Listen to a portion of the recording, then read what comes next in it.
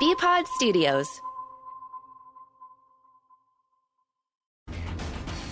This is Kristaps Porzingis. Left-hand dribble, lobs it. Porzingis catches with one hand and throws it down. You're listening to the home of Boston Celtics basketball. 98.5 The Sports Hub. In the office, in your car, in your footy pajamas, this is how Boston sports fans start their day. I bet you're just jealous. Toucher and Hardy on 98.5 The Sports Hub. Fred, hello.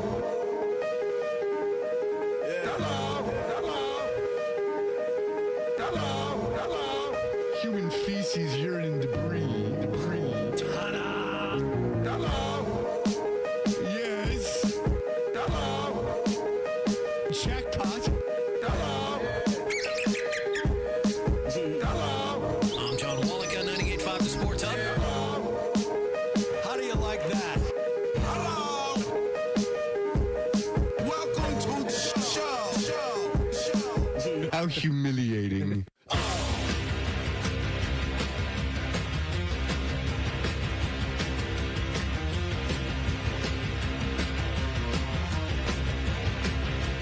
Let me hear you say, oh. Na, na, na, na. Let me hear you say, oh. Hey, good morning, everybody. Good morning. We are Toucher and Hardy. This hour on the Sports Hub is brought to you by FanDuel Sportsbook. Make every moment more with FanDuel. We're in the Town Fair Tires Studios. You can call us at 617-779-0985. You can watch us on Twitch at twitch.tv or the Twitch app. Did you see Travis Kelce fade? Travis Kelce said he didn't invent the fade haircut after online discourse. This is very exciting. It's page 6. He was at the Super Bowl. Travis, and he's in the picture on the New York Post. He's got his hand out, his palm in the air, and he's going, like, what do you want out of me? We do this for you guys. Yeah, Rick Riley, right? Shrug of the shoulders, hands out. Like every sitcom dad, like, this is my family. I feel so good, don't it? Let me hear you say, oh. Oh, yeah. Jesus. You say what you want about Gronk being an idiot when he was winning. At least Gronk is himself. I know. I was just going to say, he didn't fake anything. That's what he's actually like. This guy's from, like, Wisconsin or Ohio, wherever he's from. He's nothing like this. I don't recall ever disliking Gronkowski at all. I just recall disliking the people that used him for things. Like, just like, all right, like, right. It's enough. Like, he doesn't – I just don't think he's good on TV, but he's not, like – I don't, like, dislike the guy. Travis Kelce slammed the claims he invented the fade haircut. Has no one seen House Party? Kid and Play, I'm the brother with the high top fade. That's right. Then who said that? That was Play. Yep. That was Kid. No, that was Play. Yeah, Play had the high top fade. Play right? had the high top fade. Kid had the pencil eraser type look. Yeah, okay. Yes, I believe. I don't know. I'm out of my depth. I tried to be cute, and now I'm out of my depth. Yeah. It's absolutely ridiculous, he said during the opening night of the Super Bowl. He said, it's absolutely ridiculous. He said that people were asking for the Travis Kelce haircut at barbershops across the country. The article, which was published 3 days before Black History Month started, was met with backlash as people claimed it implied the Kansas City Chiefs player had invented the fade, a haircut that is often associated with black men. Hardy, I don't understand how they could ever assume he was doing anything like that. No, of course not. There's a photo in one of the articles that I'm looking at right now. It's got a barber with a headlamp on, really examining and getting close because, to do a fade properly, that's high science, man. You're working with mercury. You really got to pay attention to what you're doing, every millimeter. And did anyone watch Double Shot of Love with Vinny and Pauly D from the Jersey Shore? All right, when Vinny and Pauly D were going to go through who they were picking, which of these ladies they were going to keep, they had a barber. They went into the studio barber shop, and Vinny always got a fade. Mm-hmm. I saw recently Speaking of Jersey Shore, which I know you used to watch. I watch still. Real quick, did you see there's Pluto TV? It's a free streaming service. It's on your television. I assure you of it. Yes. Yeah, that's somebody on with Felger and Maz yesterday has a show coming on Pluto. Yeah, it's got to be a big name because they have Baywatch channel, they have a Happy Days channel, they have a Three's Company channel, and they have a Family Ties channel. Yeah. But the Happy Days channel does show Laverne and Shirley, but they have a Jersey Shore channel. So I've been watching it. Yes, go ahead. I saw The Situation. He released his own home surveillance video. You know how people have video cameras running in their kitchen at all times. I don't know if it's a security camera or what, but one of his young kids was choking, and he picked her up off the chair and then got the food dislodged by slapping her on the back. But he shared it as a way to say, hey, be careful. And, not even being heroic about it. I thought he was going to be silly of me. I thought maybe the situation might do something a little on the douchey side by sharing a video like that. But he seemed genuine, and he said, no, we put it out there to show how scary this is and, what can happen in just an instant. Did you know that I saved my son's life? No.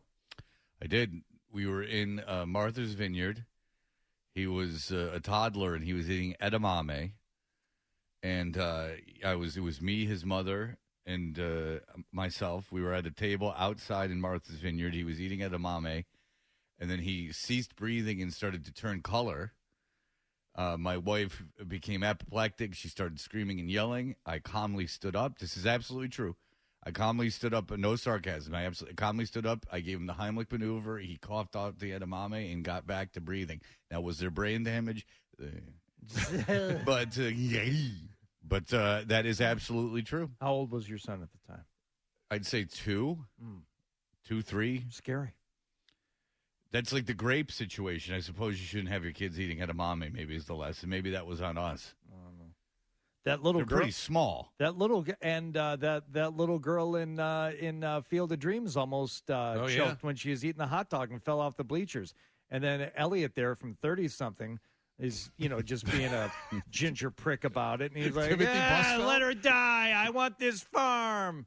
Timothy Busfeld, I believe. Yeah. Yes. He played a dick in a couple things. Let me tell you something about that movie, just real quick. As they're driving from Minnesota to Iowa, and they pick up this kid who is 100% obvious to the entire audience and the universe, this is a ghost. You have encountered another supernatural thing in this journey. You, Kevin, James Earl Jones, you have just picked up a young Moonlight Graham hitchhiking to go play. He's got a 3-fingered glove, and he's wearing clothes, straight out of To Kill a Mockingbird. And they're driving along in the Volkswagen bus, and Kevin Costner looks over at James Earl Jones and says something like, funny how he said something about going to play for a team. They haven't been around in a long time. I'm like, you jagoffs haven't figured out yet that this is a ghost that you just picked up? And they even kind of look at each other when they first pick him up like, oh, we got a ghost here. And then they have a conversation like they don't know it's a ghost. Yeah. It's like 2 separate scenes. It's either really bad editing or just another stupid part in what is, let's face it, kind of a stupid movie. Are you saying they picked up a young Truman Capote? Capote. Capote. Boy, are they pimping that Capote versus the Socialite Women show on Hulu. Holy crap. I attempted to watch it. It's a little difficult to get down. Yeah. You want to watch a Capote thing? Watch Philip Seymour Hoffman in the Capote movie that he did and then be done with it. You really don't need to watch anything else. Because the reason I mentioned Truman Capote is he mentioned To Kill a Mockingbird in the one of the characters of To Kill a Mockingbird based on Truman Capote. Charles Baker Harris, known in the book as Dill. Well done. He was a neighbor as a boy of the author of To Kill a Mockingbird. Oh. And he was as you can imagine, the captain of the football team. He was the king of the neighborhood, big bully, Truman Capote. Do you know that, John? No, I did not know that. The lady's choice. He was I was with all the ladies. Right. Well, let's face it. Harper Lee was, certainly had her share of male suitors as well. Right. I think.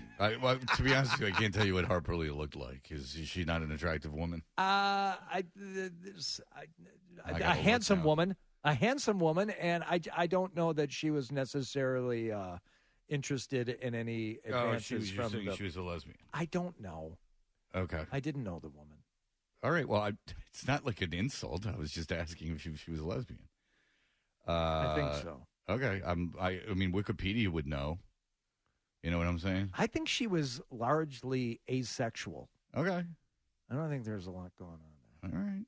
That's there's no personal life. Oh, isn't it odd? Yeah. Nothing referenced. I don't know. There's like an awful lot here, so I wouldn't know. But by the way, I read To Kill a Mockingbird. I never read it. I read it in 2020 when I was in rehab. Oh. Based on the suggestion of Hardy saying that it was his favorite book. He made an offhanded comment one day about it being his favorite book, but I'm so impressed by Hardy that I actually knew I'd have time on my hands, so I brought it, and I got made fun of incessantly for reading it at rehab because people were like, "Why are you reading this? Like, this is a school book. This is a book you should have read in school." And I said, "I never read it in school." And I said, "Well, what do you want out of me? It's literature. It's not like I'm reading Cat in the Hat. I mean, it's a book that was read for pleasure. I mean, it came out. It didn't come out as an academic exercise. It came out as something that was written for pleasure." I think it's my favorite. Number one, you get made fun of for that. I think, people who actually know books would make fun of me for saying To Kill a Mockingbird is my favorite book because it's such a pedestrian, obvious choice. But it was the first, real novel I ever read. And it took me, I don't know, months probably to get through it and understand it. What did you think? Does it hold up? Was it good? Yeah, I thought it was good. Yeah. I thought it was very good. Yeah, it's good. All right. What's coming up, Hardy, already? I got to know. I'm chomping at the bit here. I know. Bruins finally got done with their break, and oh boy, did they impress at the Garden last night. A very impressive game out in Las Vegas, and I'm not even talking about the Super Bowl. It's a hockey game. We'll find out what happened there. Patriots making a move with their staff, and a draft rumor that only Freddie T knows about because this is insider information, but maybe you can fill us in on some of the more specific details about a certain move being made up the draft board, according to one Mr. Fowler. Yeah, that's murky moral territory, but I'll see if I can navigate it. All right, we'll be back in just a moment. BackstageCountry.com, your online home for all things country music. Lainey Wilson is on a roll. She's delivering great music and teaming up with some of country's hottest acts. Text Lainey to 45911 to see which 4 Lainey Wilson collabs have us talking at BackstageCountry.com. Text Lainey to 45911 to get a link to the list sent right to your phone from BackstageCountry.com. It's the all-new Dodger and Hardy. Whatever, man. On 98.5 The Sports Hub. Did you catch a game last night?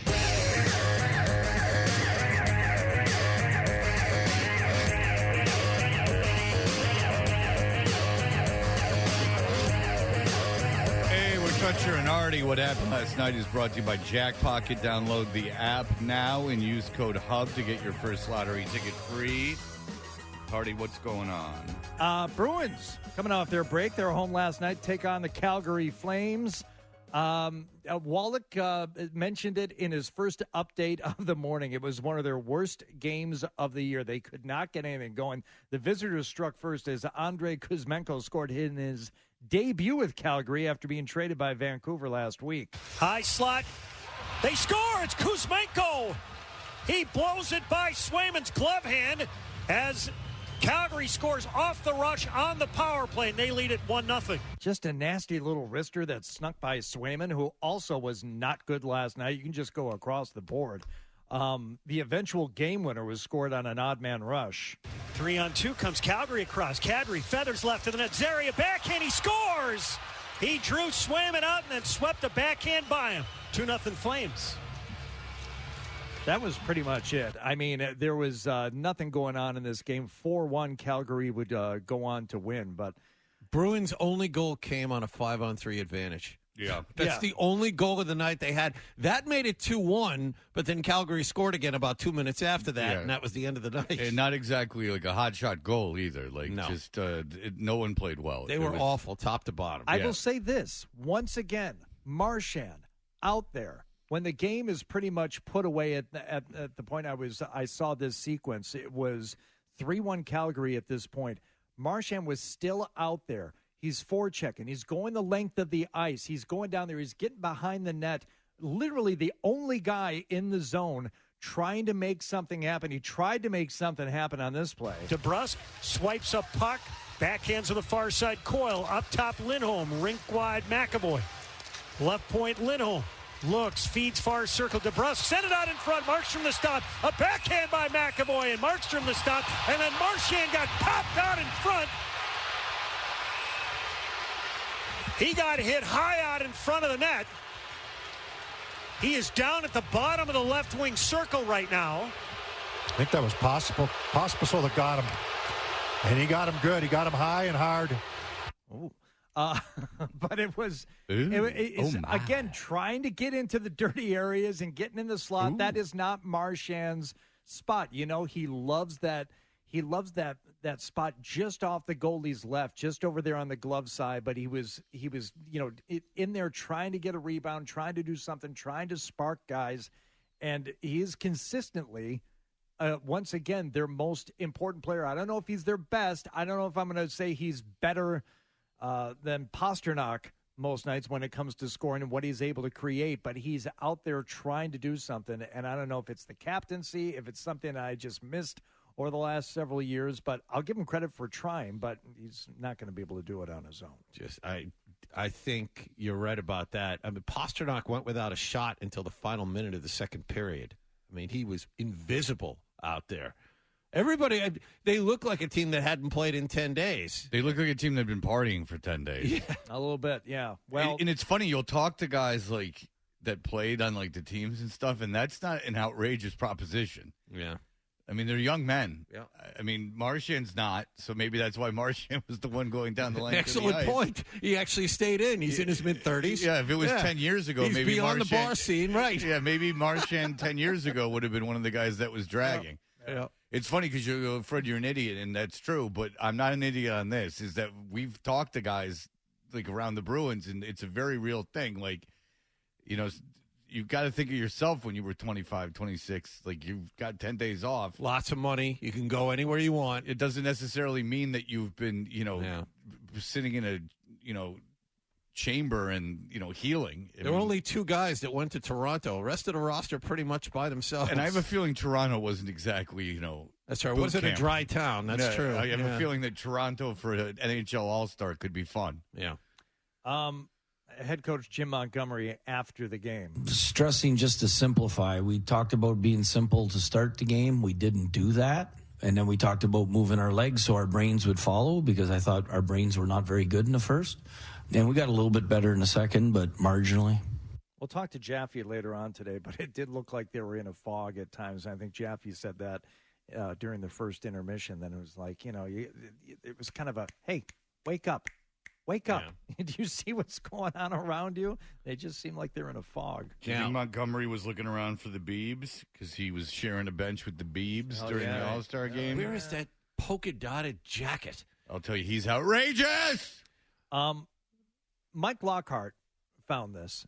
What do you think is going on in the background here when Charlie McAvoy was speaking post-game? I mean, every single night in this league can be a humbling experience, so I don't think I'm going to look too far into it, to be honest with you. We're first game out of the break and a couple practices, and those are great and all, but... Is someone doing dishes? Glenn Davis was visiting the team. Now we're back to playing games, and we're the first place team in our conference, so we're going to get everyone's best, even more so than we did before. So this is good. Yeah. This is good for us Okay. to know what to expect from it. All right. It's just Glenn babies, Davis. Big babies raiding the fridge? No, Glenn Davis. He's just like, ooh, post-game spread. In terms of annoying household sounds, where do you rank someone emptying the dishwasher when you're trying to read, watch TV, or do something else within, I'll say, 150 feet? All you have to be is somewhere within the same zip code. If someone is putting silverware away in my house, I don't have my wife has a self-diagnosed misophonia, where she is annoyed by sounds. Oh. Sounds of people chewing, sounds of people breathing too heavy, sounds of people rubbing their hands together. She's just annoyed by us. But that silverware clinking or the glasses being stacked, like, I'm not going to go do it myself, but holy crap, you got to finish that up quick. Is she constantly just annoyed with you? All of us, all three of us. Just for breathing? Sounds. She says it's misophonia. So why isn't there a pillophonia that you can take to stop a phonia? Or a headphonophonia. You just pop those right on. I mean, there's this, like, just because you suffer from a neuroses doesn't mean you can just bop around being annoyed by everything.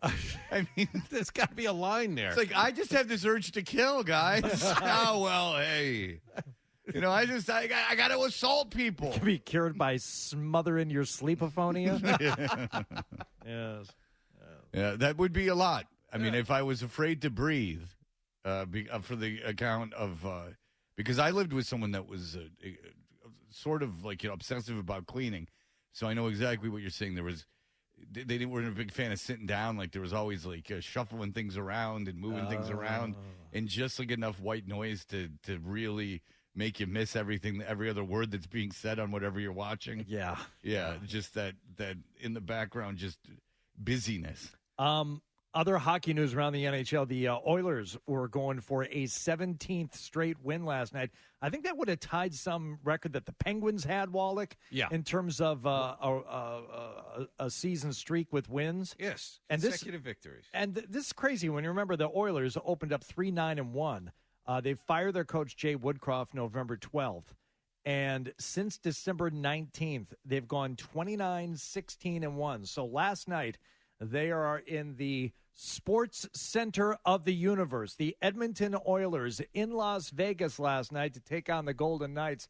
Oh, a bunch of Sports Hub people are there. Everyone's hanging out, watching, trying to make it 17 in a row. And now moving in, it's Connor dragging through the wickets. Stood up by Darnell Nurse. Swooping in. Stevenson, a one-timer. Scores! A save on one end. A snipe on the other. Vegas leads. That building is so unbelievably loud. Where's Steve Gosher's call? That he's TV. I know. We keep it real with the raids. And it was an ESPN game last night. Oh, all right. That's why. He mentioned Connor. Connor McDavid did score the only goal for Edmonton last night, but I think I saw Big Jim Murray maybe tweet about it. He's like, this place is obscenely loud, and I've seen 2 games there, and yeah, it is. It's a loud place, and like, oh, how much louder can it be? Like playoff level loudness that you experience at the Garden, you will get that at a regular season game there at T-Mobile in Las Vegas. Was last night the night that the Felger and Maz show paints the town? I believe that is tonight. Oh, I thought it was Tuesday. Also, I remember in Atlanta it was normally Tuesday, but I don't know. Look, Super Tuesday is a thing, but it sometimes can take place on a Wednesday. Okay, and it is a special, unique event where grown men go out and drink too much. And I think we all have to cherish it and embrace it. And we'll probably recap it after it happens. Okay. We always do. Okay. You want to talk about the move the Patriots are making? We can do that after we come back, after the headlines. Okay. The Patriots are making a big-time move. Mm-hmm. Buckle up, because this guy's got a history of excellence. All right. We'll be back. Here are the headlines. BackstageCountry.com, your online home for all things country music. Country music has so many generous artists who always seem to jump in to help those in need. We're spotlighting 5 who lead by example and lend a helping hand to charitable causes. See who made our list when you text GIVE to 45911. Text GIVE to 45911 and read all about it right now on BackstageCountry.com. On the air, online, on the air. This is how Boston sports fans start their day. Toucher and Hardy on 98.5 The Sports Hub.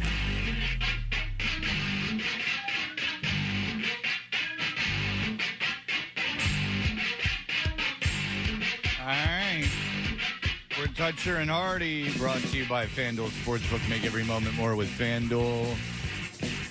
What else is going on, Hardy? Well, the Patriots reportedly have come to terms with Ben McAdoo, longtime NFL offensive assistant, being hired by the Patriots to work with the coaching staff under Gerard Mayo and offensive coordinator Alex Van Pelt. Phil Perry from NBC Sports Boston had this to say. I think they got one out of their three top choices at all three coordinator spots. Marquise Williams was from the Falcons, ended up becoming the special teams coordinator in Atlanta, turned the Patriots down, ostensibly. They end up with Jeremy Springer instead. Defensive coordinator, that's the one they hit. DeMarcus Covington, he was already in-house. We understand how that one went down. And then offensively, I think Nick Caley was their first choice. And I know the inexperience part of it would have been a factor for people. I think you would have seen the two-pronged approach that it appears the Patriots are using now with Van Pelt and Ben McAdoo, and it would have been something like Caley and Van Pelt. And you would have gotten your experience, but also your young up-and-comer with a lot of energy who relates to players well, who is a really smart guy. I think Nick Caley is going to be an offensive coordinator in the league pretty soon. I think Gerard Mayo wanted him. I just don't think they were able to convince him, Tom, and I think they couldn't encourage people that they wanted to take this job because the roster is in the state it's in. In some ways, Bill Belichick and the state he left the roster in is looming over all of this.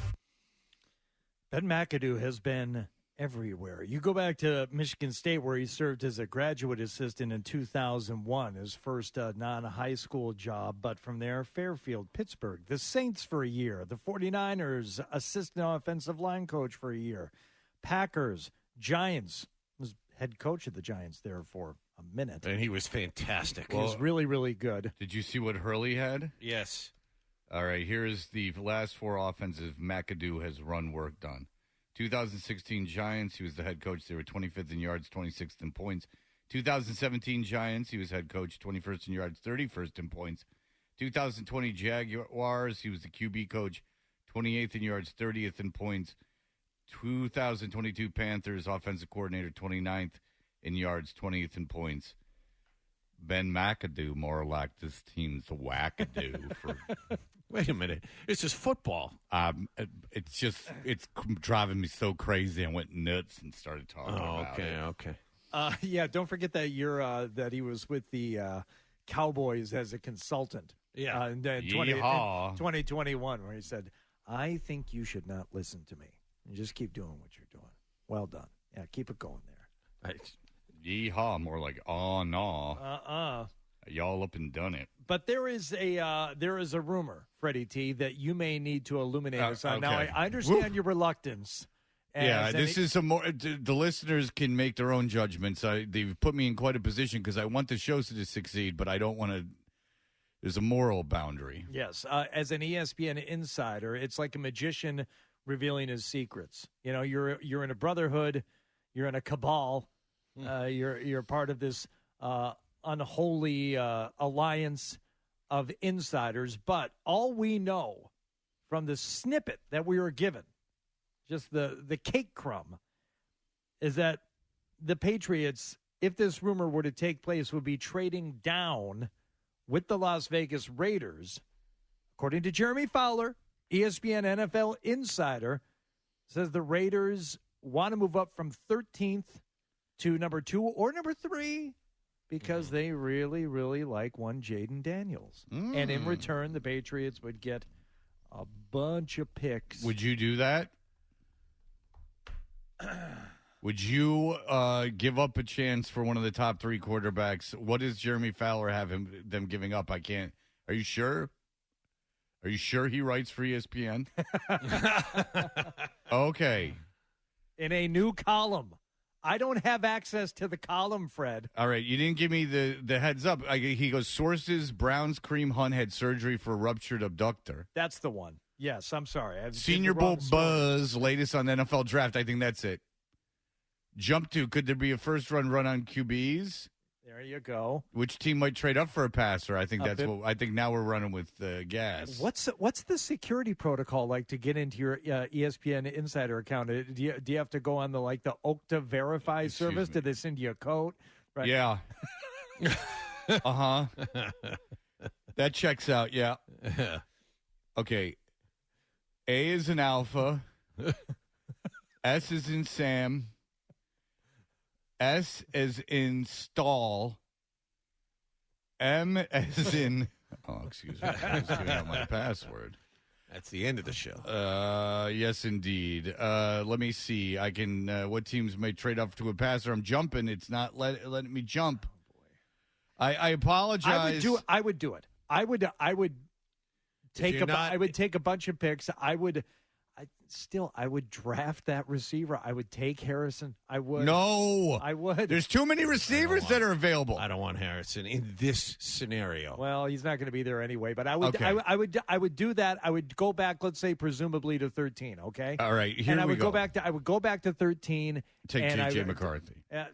Somebody, and I wouldn't even take a quarterback necessarily there. A mock draft I sent you guys last night as J.J. McCarthy, right in the mid-teens, right there. The people in the know, I have a feeling the people putting him in the second round are not people in the know because I'm hearing a lot about him going. Do you want to hear what he has to say? Yes, please. Teams are starting to line up the imaginary dominoes, trying to forecast how the top of the draft will shake out. Most people I talked to in Mobile expect the Chicago Bears to make the number one pick, presumably for Williams. That leaves the Commanders and the Patriots with the ability to control the draft through both. Though both might take quarterbacks at their respective spots, too. May and Daniels are considered the next quarterbacks up. The Vegas Raiders at 13 might be a team to watch. New coach Antonio Pierce is a big fan of Daniels from their days together at Arizona State. And word is that Pierce evaluated offensive coordinators with the loose possibility of stools in mind. People around the league are keeping an eye on Minnesota Vikings at 11, too. They did a lot of quarterback homework last offseason, could eventually target one high in the draft with free agent Kirk Cousins' future in Minnesota uncertain, but moving from 11 into a top 3 would cost GM, whatever his name is, a ton of draft capital. He doesn't really give out how much capital you would get back. Yes, John. The one thing I don't think we've talked about yet is, I know we talked about it off air, but on air, if the Patriots went to Chicago and said, we'll give you a 2 for Justin Fields, and they make that trade, and then at 3 they draft Marvin Harrison. Is that the best case scenario? I would take an offensive lineman at 3. If I'm trading for Fields, now, okay, obviously this is obvious, but the reason you would do that is that you feel that Fields coming out of college was a better prospect, much better prospect than May or Daniels. And he showed signs of life the last 2 months of the regular season. But you'd have to really, really like him because you're going to have to pay him, too. Like Soon. Because if you get May or Daniels, you don't have to pay him. So you'd really, really, really have to like Fields, and you would have to get a second and probably something you for Fields. I don't think. The difference is with Fields, you know what you're getting. You know exactly what you're getting. You've seen him play at the NFL level, good and bad, over the last couple of years. Daniels and May are fine. They're good prospects, but you don't know exactly what you're going to get out of them. If you trade for Fields, you got to trade down in the first round. You got to get out of that spot. That's a spot. If someone even falls in love with Harrison, then you got to get out of that spot. Even better, you go, you get your quarterback, you accumulate a ton of picks, which is what this team really needs at the end of the day because they don't have a ton of picks. That's it. If you want to engage in any of these scenarios, yes. you need you need draft capital. They don't have any. They don't have any picks. So they have a high second round pick. I mean, they have future picks. They have picks, but they don't have multiple picks, which is what you need. Yes. So I think there's something to that. And if you could get like a first for next year, how good are the Raiders going to be if they pick up Jaden Daniels?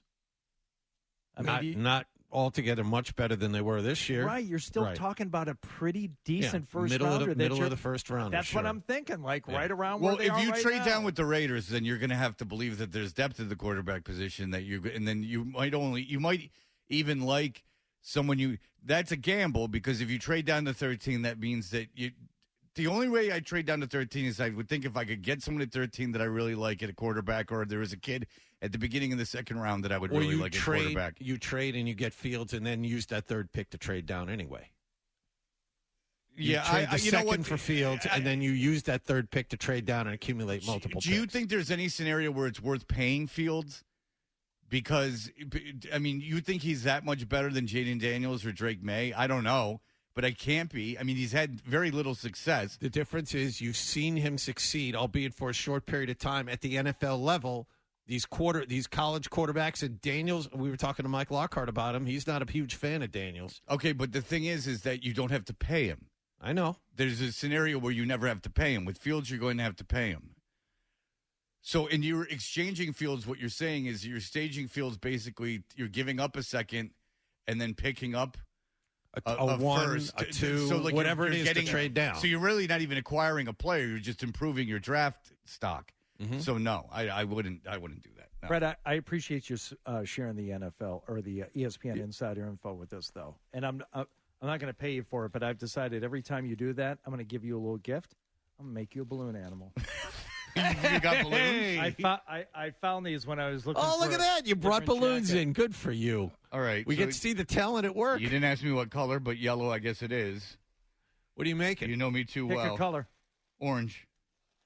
We doing dogs? What are we doing tonight? They're all dogs. Oh, they're all dogs. All right. Okay. Hardy has produced a long, stringy balloon. I haven't blown one of these up in years. Oh, you didn't practice? No. Oh, okay. There's a very good chance I have some kind of an episode. I don't want to make light of strokes, of coronary events, any of that stuff, because at this age, I feel like I'm, courting fate. It's not a skill that degenerates. It's a skill you always have. How right? old are these balloons? Oh, 10 plus years. All right, let's see if it works. Here goes Hardy. He's blowing into the balloon. Here it goes. It is elongating. He leaves a little bit of slack at the end. He only blows it up about halfway. Oh, that's for the tail, Fred. You left the slack for the tail. I mean, it shows he's a craftsman. He knew exactly how much to blow it up. He's now twisting the top of the blown up portion into 3s, 4s. Now he's twisting it around. It's too fast to even say what's going on. That's a pro at work right there. There's a lot of bulbs. Let's call them bulbs. And now, oh my goodness, the anus of the balloon has turned into a nose that I've seen. We're working on about 10 seconds here, and I already see a dog. This is really something else. Now, Fred, I want you to just give a little puff of air over in this direction. Just give me a little. Go ahead. Oh, look at that. And it's like one of those poodle tails. Hardy with a immaculate orange dog. That's a poodle, right? That kind of looks like a poodle. Yeah. It kind of looks like a poodle. It's an effing poodle, dumbass. Okay. And I'll tell you what. It shows that someone had the pick of the litter in high school. That's right. Any broad I wanted when I did that. Here, Wallach, I got you one, too. Nice. It's a worm. I didn't blow it up, Fred. It's just a long, skinny balloon. But he's a bird, so he's going to love it. There you go. Thanks. Hey, you know what? That looks like you in the sack. Not having fun anymore. No, I'm like the blue clown. Like I come in and like I come Yucko. I come like Yucko. Yeah, I come into your. I know Yucko. I come into the. He's from Atlanta. I knew Yucko before Stern knew Yucko. How about that clown suit? That had a nice funk to it, didn't it? It absolutely did. He got his life together though in real life. Good. All right, we'll be back in just a moment. BackstageCountry.com, your online home for all things country music. Award-winning movies often have incredible soundtracks, and many of those have gone on to become country gold. We've picked our top 5 country songs that have been nominated for an Oscar. Text Oscar to 45911 to see if your favorite made the list on BackstageCountry.com. Text Oscar to 45911 and we'll send the link straight to your phone. Toucher, Hardy. You get used to sitting back and letting Daddy drive the car. 98.5 The Sports Hub.